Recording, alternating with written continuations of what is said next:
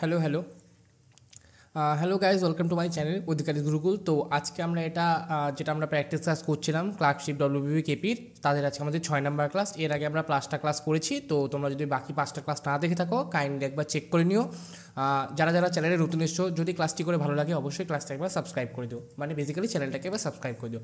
ঠিক আছে, আজকের ফার্স্ট কোশ্চেন, কোনো ত্রিভুজের 3টি কোণ যথাক্রমে 3x ডিগ্রি, 2x - 7 ডিগ্রি এবং 4x - 11 ডিগ্রি হলে x এর মান কত সেটা বলেছে।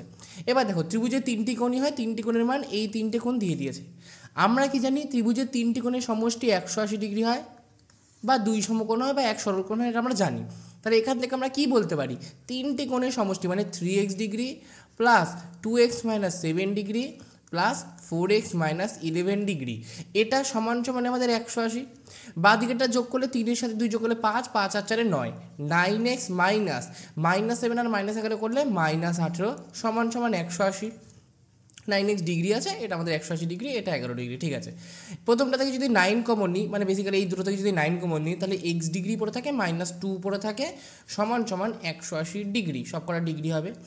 9 দিয়ে 180কে কাটলে 9 দুগুণে 18, 20 ডিগ্রি পড়ে থাকে। তাহলে x ডিগ্রি -2 ডিগ্রি সমান সমান 20 ডিগ্রি। তাহলে x ডিগ্রি সমান সমান কত, 20 প্লাস 2 সমান সমান 22 ডিগ্রি। তাহলে x এর মান কত, 22 ডিগ্রি, মানে 2 নম্বর অপশনটা সঠিক উত্তর। ঠিক আছে, চলো নেক্সট কোয়েশ্চেন। 45 লিটার মিশ্রণে দুধ ও জলের অনুপাত 3:2। প্রথমে মিশ্রণে ছিল 3:2 অনুপাতে মিল্ক আর ওয়াটার। ওই মিশ্রণে কত পরিমাণ জল মেশালে দুধ ও জলের অনুপাত 9:11 হবে? কিছুটা ওয়াটার মেশানোর পরে ওটা হয়ে গেছে 9:11। আচ্ছা দেখো, আগে যা দুধ ছিল এখনও তো দুধের পরিমাণটা সেমই আছে, আমি কি মিশিয়েছি, জল মিশিয়েছি। কিন্তু এখানে দেখো, প্রথমে আছে 3 ইউনিট আর পরে মিল্ক আছে 9 ইউনিট, দুটো তো আলাদা হতে পারে না, দুটোকে এক করব। কি করে এক করব, প্রথমটাকে যদি 3 দিয়ে গুণ করে দিই কত যায়, 3 তিরিকে 9 আর 3 দুগুণে 6। এখান থেকে আমরা বলতে পারি প্রথমেও ছিল 9 ইউনিট, পরেও ছিল 9 ইউনিট, কিন্তু জল প্রথমে ছিল 6 ইউনিট, পরে হয়ে গেছে 11 ইউনিট। ঠিক আছে, এবার প্রথম অবস্থায় 9:6 যে অবস্থা ছিল, সেই অবস্থা আমাদের টোটাল মিশ্রণ ছিল 45 লিটার। আর আমি এখান থেকে কত পাচ্ছি, 9 ইউনিট হচ্ছে দুধ আর 6 ইউনিট হচ্ছে জল। তাহলে 9 ইউনিট আর 6 ইউনিট মিলে কত হচ্ছে, 15 ইউনিট আমার মিশ্রণ। এই 15 ইউনিট সমান সমান আমি 45 লিটার বলতে পারি। তাহলে 1 ইউনিট সমান সমান কত, 3 15 45, 3। 1 ইউনিটের মান হচ্ছে 3 লিটার। ঠিক আছে, এইবার দেখো, আমার 6 ইউনিট কী ছিল, 6 ইউনিট জল ছিল, আবার বাড়িয়েছি কতটা, 6 থেকে 11 করেছি, মানে 5 ইউনিট আমি মিশিয়েছি, 5 ইউনিট জল মিশিয়েছি। 1 ইউনিটের ভ্যালু যদি 3 লিটার হয়, 5 ইউনিটের ভ্যালু কত হয়ে যাবে, 3 5 15 লিটার, মানে কোনটা, 3 নম্বর অপশানটা সঠিক উত্তর। ক্লিয়ার আছে, আর কিছু আমাকে বের করার দরকারই নেই। চলো নেক্সট, একটি লোক নদী অতিক্রম করতে চান। স্থির জলে নদীটি অতিক্রম করতে 4 মিনিট সময় নেয় এবং স্রোতের প্রতিকূলে 5 মিনিট সময় নেয়। যদি নদীটি 100 মিটার চওড়া হয় তবে স্রোতের গতিবেগ কত? আচ্ছা, সবার ফার্স্টে কি দেখি, স্থির জলে 4 মিনিটে সে কতটা যায়, 4 মিনিটে 100 মিটার যায়। এবার দেখো, আমার প্রতিটা অপশানে মিটার পার ঘন্টা লেখা আছে, তার মানে আমাকে মিটার পার ঘন্টা এককেই বের করতে হবে।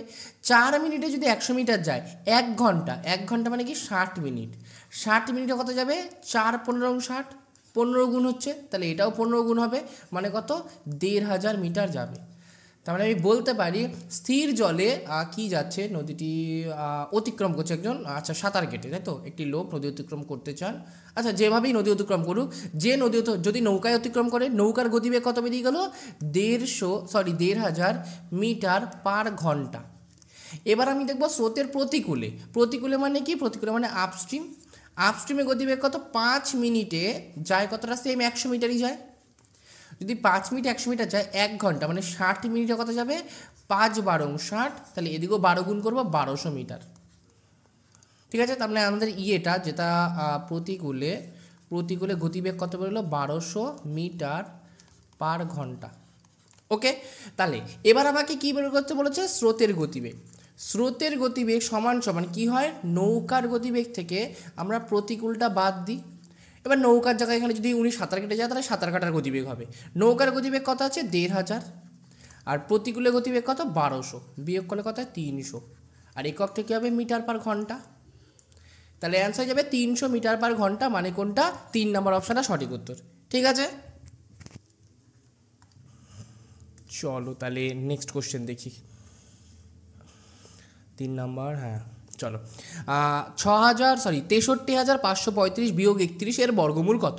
আচ্ছা আগে আমরা বিয়োগটা করে নিই। বিয়োগটা কত? 35 থেকে 31 বাদ দিলে প্রথম টুকুনি তো তাই থাকে, 35 থেকে 31 বাদ দিলে 4। তাহলে এটা আমাদের কোশ্চেন, এটার বর্গমূল বের করতে বলেছে। আচ্ছা এটার সবার লাস্ট ঠিক আছে 0,4 বা লাস্ট সংখ্যাটা আমি দেখবো 4। কার স্কোয়ারে 4 আসে? একমাত্র 2-এর স্কোয়ারে 4 আসে।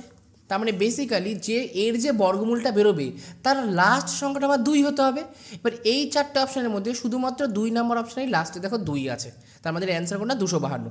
তাও বলে দিই, যদি আমরা এই 63,504-এর বর্গমূল করি, এটার অ্যান্সার যেটা বেরোবে এই এক্সের যদি আমি স্কোয়ার করে দিই তাহলে এটাই বেরোনোর কথা। এবার দেখো যদি আমরা 252কে 252 দিয়েই গুণ করি, মানে বর্গ করছি, 2 দুগুণি 4, লাস্ট আমাদের 4 চলে আসছে, তাহলে অ্যান্সার আমাদের 252 হবে। ঠিক আছে, চল আমাকে করার দরকার নেই যে বর্গমূল করলে কত হয়, তোমরা যদি করতে চাও করতেই পারো, কিন্তু করার দরকার নেই। নেক্সট, যদি 4টি সংখ্যার গুণফল একটি ঋণাত্মক সংখ্যা হয় তবে সংখ্যা 4টি সম্বন্ধে নিচের কোন বিবৃতিটি সত্য? আচ্ছা 4টি সংখ্যার গুণফল মানে একটা সংখ্যা একটা সংখ্যা একটা সংখ্যা একটা সংখ্যা, এটা সমান সমান মাইনাস কোনো একটা সংখ্যা বেরোচ্ছে সাপোজ। তাহলে কি হতে পারে? দেখো প্রথমটা আছে একটি ঋণাত্মক, দুটি ধনাত্মক, একটি শূন্য। যদি একটি সংখ্যা শূন্য হয়ে যায় তাহলে সব কটার গুণফল আমাদের শূন্য হবে, তাহলে প্রথম কন্ডিশনটা হচ্ছে না। পরে 4টি সংখ্যাই ঋণাত্মক, যদি 4টি সংখ্যাই ঋণাত্মক হয় মানে ঋণাত্মক একটা সংখ্যা, পরেরটাও ঋণাত্মক, তারপরটা ঋণাত্মক, তারপরটা, প্রথম দুটো ঋণাত্মক গুণ হয়ে গেলে পজিটিভ হয়ে যায়, পরের ঋণাত্মক দুটো গুণ হয়ে গেলেও পজিটিভ হয়ে যায়, আর পজিটিভের সাথে পজিটিভ গুণ হলে আমাদের ধনাত্মকই হয়, তাহলে এটাও আমাদের হবে না। দুটি ধনাত্মক দুটি ঋণাত্মক, দুটি ঋণাত্মক গুণ হয়েও সেই ধনাত্মক হয়ে যায়, আর ধনাত্মকের সাথে গুণ হয়েও ধনাত্মক হয়ে যায়, তাহলে এটাও আমাদের হবে না। লাস্ট অপশন হচ্ছে 3টি ঋণাত্মক। 3টি ঋণাত্মক মানে কি? প্রথমে একটা ঋণাত্মক, তারপর একটা ঋণাত্মক, তারপর একটা ঋণাত্মক, আর একটি ধনাত্মক মানে একটা পজিটিভ। প্রথম ঋণাত্মকের সাথে পরের ঋণাত্মকটা গুণ হয়ে প্লাস হয়ে যায়, প্লাসের সাথে এই মাইনাসটি গুণ হয়ে মাইনাস হয়ে যায়, আর এই মাইনাসের সাথে প্লাস গুণ হয়ে সেই মাইনাসই থাকে, মানে ঋণাত্মক সংখ্যাই থাকছে। তাহলে অ্যান্সার কোনটা? 4 নম্বর অপশনটা আমাদের সঠিক উত্তর। ঠিক আছে, চলো নেক্সট। এক ব্যক্তি 35,000 টাকা 3 জনের মধ্যে ভাগ করে দিল।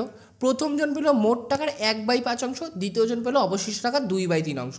তাহলে তৃতীয় জন ক টাকা পাবে? প্রথম জন পেয়েছে 1/5 অংশ, পরের জন পেয়েছে অবশিষ্ট মানে বাকির 2/3 অংশ। আমরা দেখব নিচে কি কি আছে, 5 আর 3 রয়েছে, এদের আমরা লসাগু বের করবো, কত? 15। এবার আমি মনে মনে ধরে নিচ্ছি যে আমার কাছে 15 টাকাটা ছিল, বা ওই ব্যক্তির কাছে 15 টাকা ছিল। প্রথম জন কত পেয়েছে? 1/5 অংশ। 15 টাকার 1/5 মানে কি? 15 টাকায় 5 ভাগে ভাগ করে তার 1 ভাগ, কত হয়ে যায়? 3 5 15, 3 টাকা। অবশিষ্ট কত রয়েছে? 15 টাকা ছিল, 3 টাকা খরচ হয়ে গেছে, পড়ে আছে 12 টাকা। 12 টাকার 2/3 অংশ কে পেয়েছে? দ্বিতীয় জন। তাহলে 12 টাকা 2/3 অংশ কত? একে 3 দিয়ে ভাগ করে 3 4 12, 4 দুগুণি 8, তাহলে দ্বিতীয় জন পেয়েছে 8 টাকা।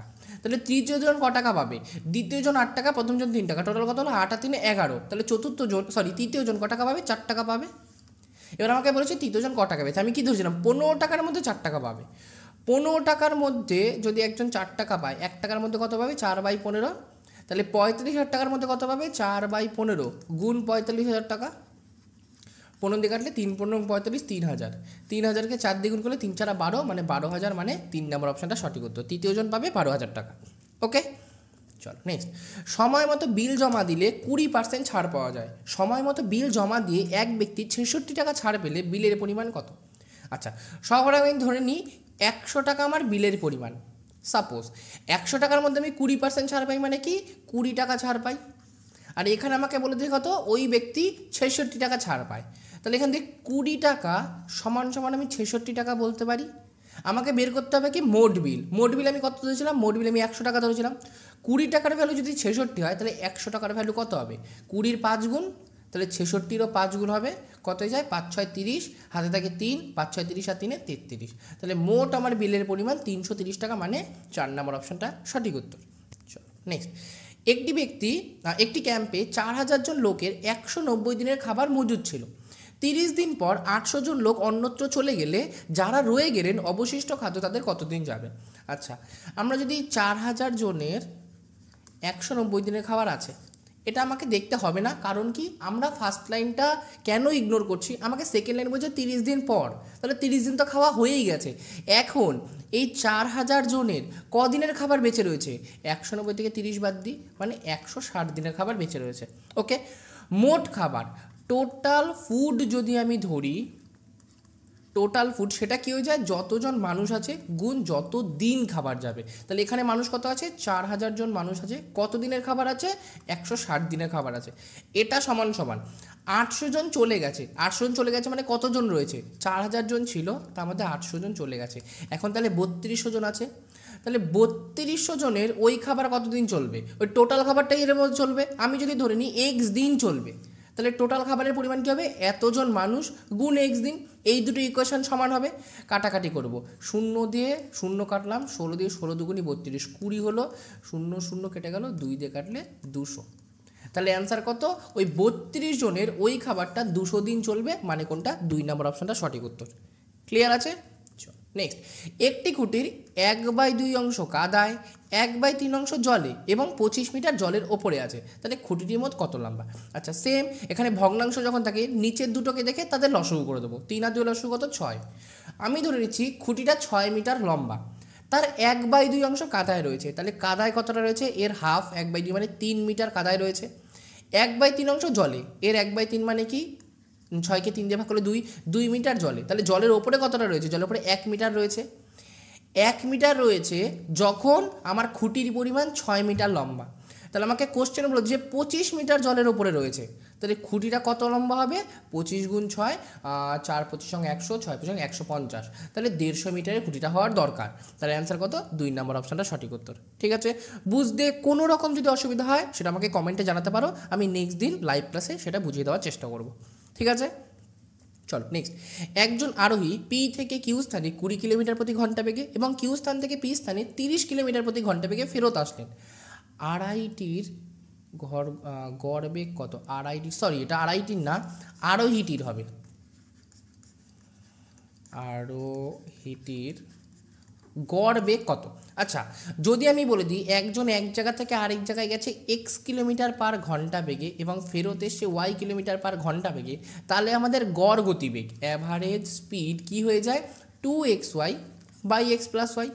তাহলে এখানে অ্যাভারেজ স্পিড কী হয়ে যাবে, গড় গতিবেগ গেছে 20 কিলোমিটারে, এসছে 30 কিলোমিটারে, 2 গুণ 20 গুণ 30 ডিভাইডেড 20 যোগ 30, এটা আমাদের সূত্র করি। ওপরে 2 গুণ 20 গুণ 30 0 মাঝে রেখে দিই, নিচে 30 আর 20তে 50। ওকে, 0 দিয়ে যদি 0 কাটি, 5 দিয়ে 4 5 20, 3 4 12, 12 দুগুণি 24, তাহলে 24 কিলোমিটার পার ঘন্টা। এই যে 2 নম্বর অপশনটা সঠিক উত্তর, অ্যান্সার হবে 24 কিলোমিটার পার ঘন্টা। নেক্সট, যে রম্বসের ক্ষেত্রফল 30 বর্গ সেন্টিমিটার এবং একটি কর্ণ 5 সেন্টিমিটার, তার বাহুর দৈর্ঘ্য কত? আচ্ছা, সবার আগে দেখে নিই, ক্ষেত্রফল দিয়েছে, একটি কর্ণ দিয়েছে, বাহুর দৈর্ঘ্য দিয়েছে। আচ্ছা, যখন বাহুর দৈর্ঘ্য বের করতে হয় আমাকে দুটো কর্ণের মান বের করতে হয়। এখানে একটা কর্ণ বলেছে 5, আমরা কি জানি কর্ণ দুটোর গুণফল, আমি যদি ডি দিয়ে কর্ণ ধরি, d1 ইন্টু d2 সমান সমান 2 ইন্টু ক্ষেত্রফল মানে 2 ইন্টু 30, এটা আমরা বলতে পারি, বা এরিয়া আমরা একবারই লিখে দিচ্ছি এরিয়া। ওকে, এখানে d1 এর ভ্যালু যদি আমি 5 ধরে নিই, d2 এর ভ্যালু বের করতে হবে, এটা সমান সমান 2 ইন্টু 30, 5 দিয়ে যদি কাটি 5 6 30, তাহলে d2 সমান সমান কত বেরোলো, d2 সমান সমান 6 দুগুণি 12। একটা কর্ণ যদি 5 সেন্টিমিটার হয়, আরেকটা কর্ণ 12 সেন্টিমিটার। ওকে, এবার আমরা বাহুর দৈর্ঘ্য বের করব। আমরা যদি তোমরা সূত্র অ্যাপ্লাই করো, সূত্র কি d1 square plus d2 square সমান সমান 4 ইন্টু সাইড, একটা সাইডের স্কোয়ার। ওকে, রম্বস আমাদের এরকম হয়, 4টে বাহু সমান, যার কর্ণ দুটো এরকম। আরেকটা কি হয়, কর্ণ দুটো পরস্পরকে, এই যে কোণটা করেছে এই কোণটা আমাদের 90 ডিগ্রি হয়, আর কর্ণ দুটো পরস্পরকে সমদ্বিখণ্ডিত করে। এখান থেকে যেহেতু এটা একটা সমকোণী ত্রিভুজ হচ্ছে, এই জন্য দুটোর স্কোয়ার সমান সমান একটা বাহু হয়, কিন্তু এটা দুটোর অর্ধেকের স্কোয়ার, আমরা ওই জন্য ডবল করে একবারে লিখে দিলাম। ওকে, বেসিক্যালি অরিজিনাল ফর্মুলা কি, d1/2 এর হোল স্কোয়ার প্লাস d2/2 এর হোল স্কোয়ার। কেন, এই d1/2টা কী হলো, একটা কর্ণের অর্ধেক, যেটা আমরা সমকোণী ত্রিভুজের মধ্যে পাচ্ছি, আরেকটাও হলো আরেকটা বাহুর অর্ধেক, সেটা সমান সমান একটা সাইডের স্কোয়ার। এখান থেকে আমরা কি করি, d1 এর square by 4 plus d2 square by 4 সমান সমান s এর স্কোয়ার। এখান থেকে এই 4টা লসগু করে এই s এর সাথে গুণ করে দিলে একবারে আমাদের এই ফর্মুলাটা বেরিয়ে যায়। ওকে, এটা আমি মুছে দিচ্ছি, তোমরা চাইলে নোট করে নিতে পারো। এক সেকেন্ড মুছে দিই। ওকে, এবার আমি বের করবো কি এস এর ভ্যালু, d1 কত 5, তাহলে 5 স্কোয়ার, d2 কত 12, তাহলে 12 স্কোয়ার সমান সমান 4 into S square. 5 square 25, 12 square 144, যোগ করলে কত 169 সমান সমান 4s, মানে 4 ইন্টু এস স্কোয়ার আছে, তো এটাকে আমি একবারে লিখতে পারি 2s, এটার হোল স্কোয়ার। আর 169 কার স্কোয়ার 13 স্কোয়ার, তাহলে 13 স্কোয়ার সমান সমান 2s এর হোল স্কোয়ার বেরোলো। তাহলে আমি এখান থেকে কি বলতে পারি, আমি বাদিকেই লিখছি 2s সমান সমান 13 বলতে পারি। তাহলে s সমান সমান কত 13/2, 13/2 মানে কি 6 দুগুণি 12, 6.5।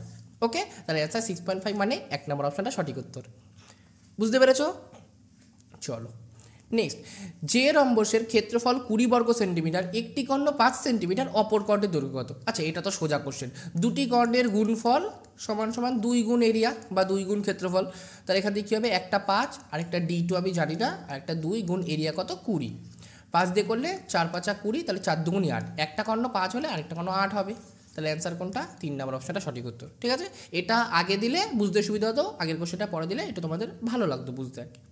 চলো নেক্সট, একটি রম্বসের পরিসীমা 40 সেন্টিমিটার, একটি কর্ণ 12 সেন্টিমিটার, তাহলে অপর কর্ণের দৈর্ঘ্য কত? আচ্ছা, সবার আগে আমরা কি জানি, কর্ণের সাথে বাহুর সম্পর্ক আছে। তাহলে ফার্স্ট আমি পরিসীমা, একটা রম্বসের পরিসীমা 40, আমরা কি জানি রম্বসের 4টি বাহুর দৈর্ঘ্য সমান। তাহলে পরিসীমা যদি 40 হয়, একে 4 দিয়ে যদি ভাগ করি, সেটাই আমাদের বাহুর দৈর্ঘ্য বেরিয়ে যায়। তাহলে এস সমান সমান কত 10 সেন্টিমিটার। এবার আমাকে কর্ণ বের করতে বলেছে। কর্ণের সূত্রটা কি এইমাত্র বললাম, D1 square plus D2 square, সেটা সমান সমান 4 ইন্টু এস স্কোয়ার।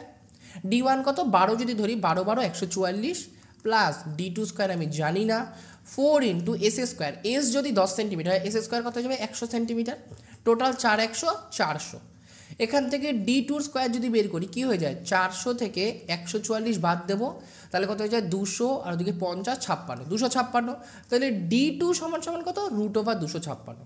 256 বর্গমূল আমরা সবাই জানি 16 হয়। তাহলে অ্যান্সার কি, একটি কর্ণ যদি 12 সেন্টিমিটার হয়, অপর কর্ণ হবে 16 সেন্টিমিটার। তাহলে অ্যান্সার কোনটা? 3 নম্বর অপশনটা সঠিক উত্তর। ওকে, চলো ঠিক, এ একাকি একটি কাজ 20 দিনে করতে পারে, আবার বি একা সেই কাজটি 30 দিনে করতে পারে, দুজনে একসাথে করলে কত দিনে কাজটা সম্পন্ন হবে? এটা একটা ডিরেক্ট ফর্মুলা অ্যাপ্লাই করতে পারি, যেটা হচ্ছে যদি এ মানে একজন নির্দিষ্ট দিনে কাজ করে, ধরে নিচ্ছি আমি এ এক্স দিনে কাজ করে, আর বি যদি ওয়াই দিনে কাজ করে, দুজনে যদি একত্রে কাজ করতে বলে, আমরা কি করি XY/X+Y। তাহলে এখান থেকে অ্যাপ্লাই করলে কত হবে, 20 গুণ 30 বাই 20 যোগ 30 কত 50, 0 0 কাটলাম, 5 দিয়ে 4 5 20, 3 4 12, অ্যান্সার কত 4 নম্বর অপশনটা সঠিক উত্তর। আর আমি যদি নর্মাল যেভাবে আমরা সব কটা অঙ্ক করি সেটা করলে কী হবে, এ ধরি 20 দিনে একটি কাজ করে, বি ধরি 30 দিনে একটি কাজ করে, টোটাল ওয়ার্ক কত 30 আর 20 লসাগু 60। তাহলে এ একদিনে 3টে কাজ করছে, বি একদিনে 2টো কাজ করছে, এ আর বি মিলে একদিনে কটা কাজ করছে, 3 আর 2 5টা কাজ করছে। 5টা কাজ যদি একদিনে করে, 60টা কাজ করতে কতদিন সময় লাগবে, 60/5, তাহলে 5 12 60, তাহলে 12 দিন সময় লাগবে, মানে 4 নম্বর অপশনটা সঠিক উত্তর। ঠিক আছে, চলো আজকে লাস্ট কোশ্চেন, যেটা দুটি ট্রেনের দৈর্ঘ্য যথাক্রমে 80 মিটার এবং 90 মিটার, ওরা যথাক্রমে 10 মিটার পার সেকেন্ড এবং 7 মিটার পার সেকেন্ড গতিবেগে পরস্পরের দিকে ধাবিত হলে কত সময় পর তারা পরস্পরকে অতিক্রম করবে? আচ্ছা, পরস্পরের দিকে ধাবিত হচ্ছে মানে কি, একটা ট্রেন যদি এদিকে যায়, অপর ট্রেনটা এদিকে আসছে, যখন এরকম হয়ে যায় তখন আমরা স্পিডটাকে কি করি, রিলেটিভ ভেলোসিটি বা আপেক্ষিক গতিবেগটাকে কি করি, দুটোর স্পিডটাকে যোগ করে দিই। আর যদি দুটো সেম ডিরেকশনে যায়, তখন আমরা বড় গতিবেগ থেকে ছোট গতিবেগটা বাদ দিই। ঠিক আছে, এটা যোগ করে কত হয়ে যায় 17 মিটার পার সেকেন্ড। আচ্ছা, এবার এই স্পিডে কতটা ডিস্টেন্স কভার করতে হবে, ট্রেন দুটোর দৈর্ঘ্য T1 + T2, এই দুটোর দৈর্ঘ্য ওভারটেক করতে হবে। একটার দৈর্ঘ্য 80 মিটার আর একটার দৈর্ঘ্য 90 মিটার, কত 8 8 16 17, টোটাল 170 মিটার যেতে হবে। তাহলে টাইম সমান সমান কি, distance by speed, distance 170 metre আর স্পিড হচ্ছে 17, কাটাকাটি করলে 10 সেকেন্ড আমাদের অ্যান্সার, মানে কোনটা 10 থেকে 10 সেকেন্ড, 4 নম্বর অপশনটা সঠিক উত্তর। ঠিক আছে, সো থ্যাংক ইউ, ভিডিওটা ভালো হলে অবশ্যই ভিডিওকে লাইক করবে, চ্যানেলে যারা যারা নতুন প্লিজ চ্যানেলকে সাবস্ক্রাইব করে দেবে। তোমাদের যে সকল বন্ধুরা পুলিশের জন্য, ক্লার্কশিপের জন্য, পিএসসির জন্য খাটছে, তাদেরকে অবশ্যই ভিডিওটাকে একবার শেয়ার করে দেবে। কোনো রকম বুঝতে অসুবিধা হলে বা যে কোনো কিছু যদি প্রবলেম হয়, সেটা আমাকে কমেন্টে জানাতে পারো, অথবা ডিরেক্ট আমাকে ইনস্টাগ্রামে ডিএম করতে পারো। ঠিক আছে, রেগুলার বেসিসে কুইজে পার্টিসিপেট করার জন্য এই যে আমাদের টেলিগ্রাম চ্যানেল, এই চ্যানেলে তোমরা জয়েন হয়ে যেতে পারো। এখানে আমরা ক্লাস নোট থেকে শুরু করে যে কোনো আপডেট এখানে আমরা প্রোভাইড করে দিই। কোনো রকম কোনো কোশ্চেন রিলেটেড বা কোনো কুইজ রিলেটেড যদি প্রবলেম থাকে, প্রত্যেকটা মেসেজের নিচে দেখবে একটা লিভে কমেন্ট বলে অপশান আছে, ওখানে প্রেস করে তুমি আমাকে ডিরেক্টও জানাতে পারো। সেটা একটা ডিসকাশন গ্রুপ, সেখানে তুমি পারলে সবাই সেটা দেখতে পারবে, সলভ করে দিতে পারবে। ঠিক আছে, আর না হলে আমি সলভ করে দেওয়ার চেষ্টা করবো। ওকে, আর আমাকে যদি ডিরেক্ট ডিএম করতে চাও, এই যে আমাদের ইনস্টাগ্রাম আইডি, এটা তোমরা চাইলে ডিরেক্টও ডিএম করতে পারো। এখানেও আমি অনেক প্র্যাকটিস ক্লাসের পোস্ট আপলোড করতে থাকি, তো সেখান থেকেও তোমরা চাইলে প্র্যাকটিস করতে থাকতে পারবা। ওকে, তো আজকের জন্য এইটুকুনি। Thank you, please subscribe this channel.